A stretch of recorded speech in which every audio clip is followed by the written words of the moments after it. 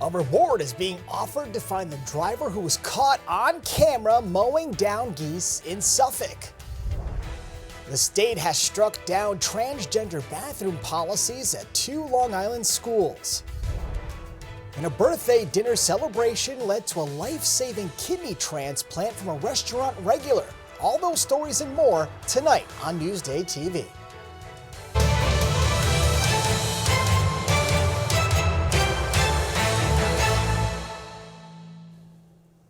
Thanks for joining us. I'm Ken Bufa. Nassau County authorities just announced a major gang takedown. It's a total of 35 arrests, 15 of which are gang members. We executed 3 search warrants. The breakdown of the gang members arrested are 9 Bloods, 2 Crips, 3 MS-13, 1 Zopound, which is a Haitian gang.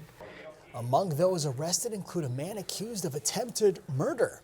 10 illegal handguns, drugs, and other weapons were seized as part of the investigation. Nassau police say they plan to conduct a similar gang crackdown in coming weeks. And there's a $2,000 reward to find a driver who ran over and killed geese in Hauppauge. Now here's video of one incident on Wireless Boulevard. Officials say it happened multiple times at this same location. About a dozen birds were hit by the white Jeep Cherokee. Investigators want anyone with info to call Suffolk SPCA at 631-382-7722. And first in Newsday, transgender bathroom policies at 2 Long Island school districts have been struck down. The state education commissioner ruled the Massapequa and Locust Valley districts must let students use the bathroom and locker rooms they most closely align with their gender identity. This was in response to a legal challenge from the New York Civil Liberties Union. Neither district could be reached for comment. And a solar energy company in Hauppauge has filed for bankruptcy protection. Surf Clean Energy listed debts of more than $2 million in its bankruptcy filing. Now, this comes as the industry is getting less support at the state and federal levels. Just last month, one of Long Island's largest installers in power solar shut down. And first in Newsday, singer and songwriter Michael Del Giudice is opening a music venue next month. Live on the Porch will host musicians, cover bands, and comedians. The Smithtown Theater will be able to seat nearly 130 people. There will also be a monthly show called Porch Idol for local artists to showcase their talents. Doors open May 15th.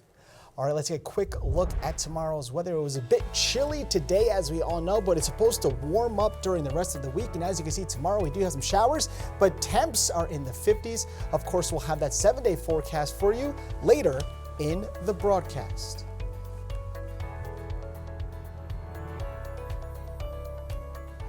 Officials say the health of marine life and human life could be at risk. Newsday TV's Virginia Huey has more. There is no time to waste. An urgent call to action to deal with algal blooms and oxygen-deprived dead zones affecting many of Long Island's bays and estuaries. Dr. Chris Gobler from Stony Brook University says his latest water quality study shows dozens of locations that are not meeting state and federal standards. Both in marine and freshwater bodies, these harmful algal blooms are making toxins that can sicken or even be lethal for animals and even humans. Dr. Gobler says flesh-eating bacteria contracted from water bodies on Long Island killed 3 people in 2023. He says the blue dots on the map show low oxygen or dead zones that are harming marine life, including shellfish. Suffolk County is largely unsewered, and therefore all of these individual septic systems are contributing thousands of pounds of nitrogen that are fueling these algal blooms and fueling these low oxygen conditions. Long Islanders, including Mary Rocco of Mattituck, are not surprised. It's disgusting, really. That's why I have a pool. I don't swim in the bay, very rare, because when I do, I itch a lot. And I'm originally from Arkansas. I grew up down south where we drank water right out of the faucet, and it was good. But we shouldn't be going through what we're going through. Researchers say there are novel solutions being used to address the water quality problems. One of the methods is called shellfish and seaweed aquaculture. Shellfish and seaweed, just by feeding, are extracting that nitrogen out of the water, and they're sequestering it in their tissues And when they're harvested by farmers, we're actually taking that nitrogen out of the water. Suffolk County is also replacing outdated septic systems. The faster we get new technology in the ground, the better off we're going to be. For Newsday TV, I'm Virginia Huey. A local restaurant manager is calling one of his customers an angel after she gave him a kidney. David Geliashvili works at the Italian restaurant La Bassola in Glen Cove. He mentioned he needed a kidney donation to a frequent guest, Suzanne Deegan. The Seacliff woman, who says she had been dining there for decades, got tested and was cleared to make the donation.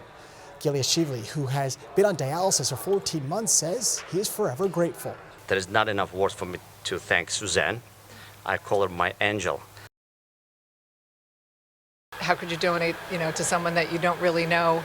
And I would say that every person, a stranger, they have their own loved ones. They have their own family. And so you're not donating to a stranger. You're donating to somebody's mother or son or brother or wife or husband or grandmother.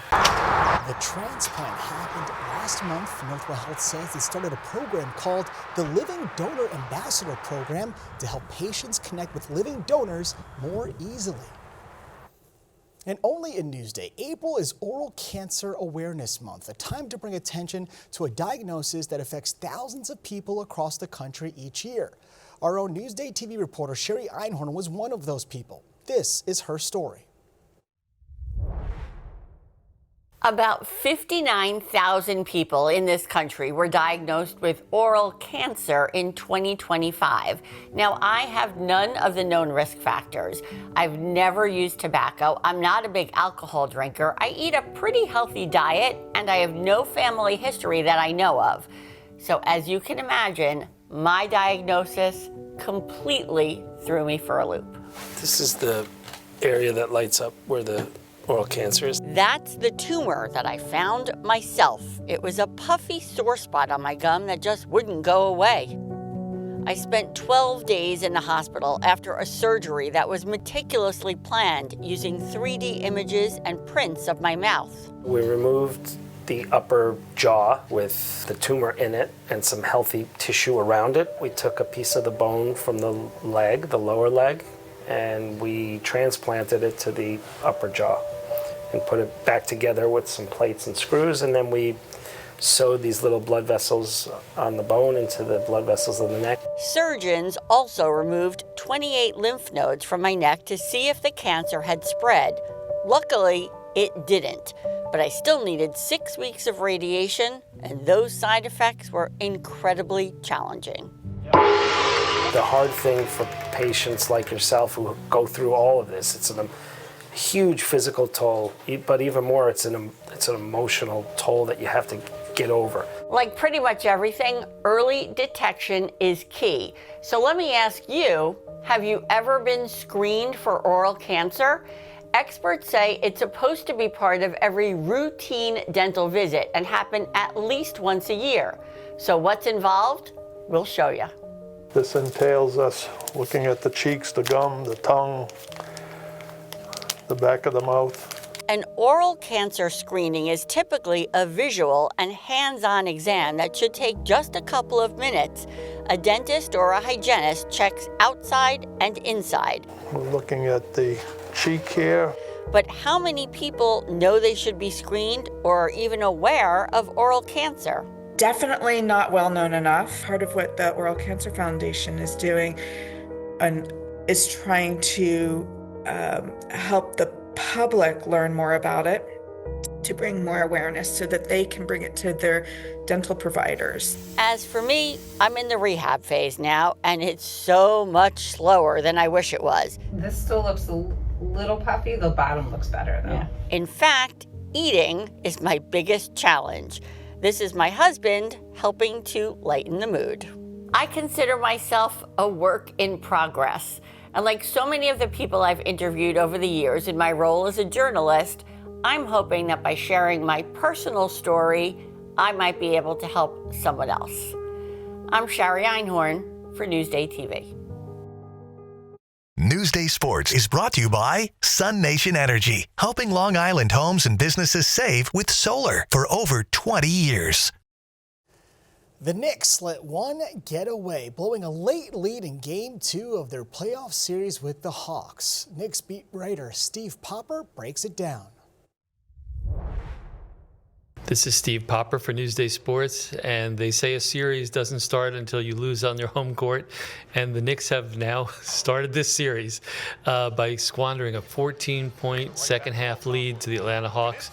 Now the series is 1-1 heading to Atlanta on Thursday, and this was a game that the Knicks seemed to have in hand all night long, up by 14, up by 8, still midway through the fourth quarter. And they just stopped making shots. There was some problems where Jalen Brunson tried to, I think, take it on his shoulders a little bit, couldn't get it going. Mikal Bridges in the final seconds had a shot that he's made a million times, an open baseline jumper that could have won the game. Instead, it falls off the rim. And this is a game that the Knicks now wind up, I believe, regretting that they let one get away. They can control what I can control. And so poor decision making on my part, and a couple possessions they played great defense, knocked the ball in my hands. We just had to we got to play better with the lead. No, our pace wasn't as good as it normally is. We're a team that, when we get stops, we can, play fast and get good looks, get good buckets, but,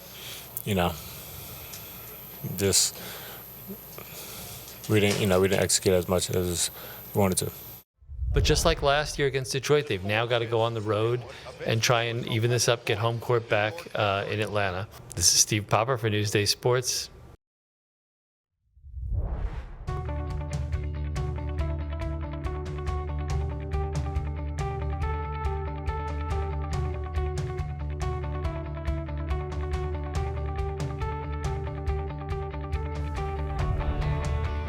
The NFL draft is Thursday, and the Jets are on the clock with the number 2 pick with a lot of roster holes to fill. Jamie Stewart and Newsday Jets beat writer Al Iannazzone have a preview. Well, 2025 was one of the worst seasons in Jets history, and yes, I know that's saying a lot, but there is room for optimism for Gang Green, and it comes in the form of the NFL draft. This Thursday night, the Jets have not 1, but 2 first-round picks. Joining me now to break it all down is Newsday's Jets beat writer Al Iannazzone. Al, thanks for coming. Thanks, Jamie. It's great to be here. Absolutely. So we all assume Fernando Mendoza's going 1 to the Raiders, which means the draft starts with the Jets. Absolutely. What are you hearing? I think all the intrigue starts with the Jets because they have 2 and 16 and 33 and 44. There could be a lot of movement. You expect them to take an edge rusher, whether it's Arvell Reese, David Bailey. If they trade down, they could take Sonny Styles, who's more an off-the-ball linebacker. They're hoping to get a player, obviously, that's going to make an impact not only now, but for the long term.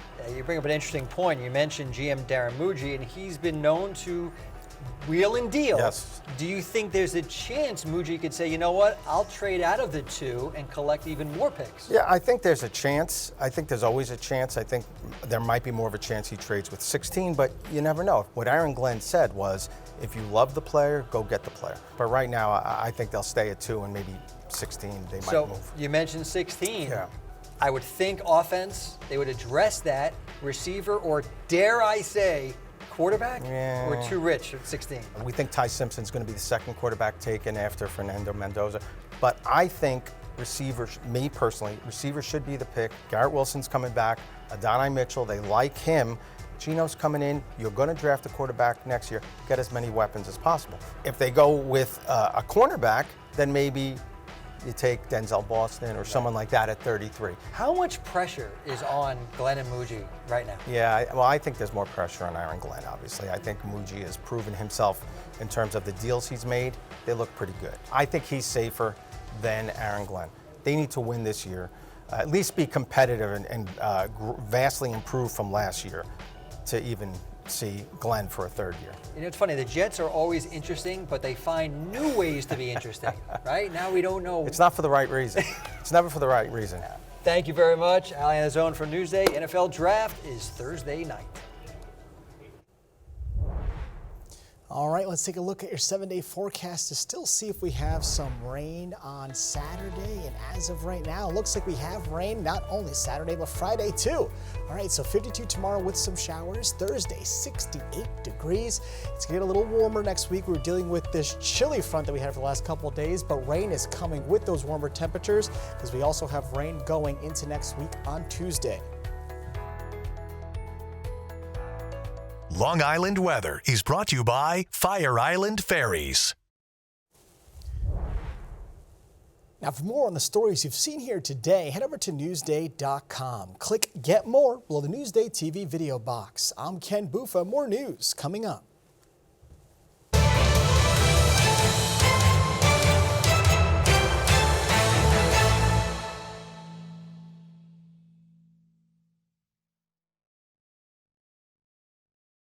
An inside look at Long Island businesses as Newsday presents LI Works. Join Ken Bufa as he samples unique jobs and meets the people behind them. LI Works, now available at Newsday.com/LI Works.